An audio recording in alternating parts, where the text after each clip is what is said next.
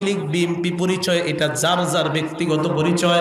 আল্লাহর নবীর ইজ্জতের উপর সামান্য কোনো আঘাত যদি কেউ করতে চায়, জীবন দিয়ে হলেও সবাই এক প্ল্যাটফর্মে দাঁড়াইয়া তাদের বিরুদ্ধে আমরা জিহাদ ঘোষণা করলাম।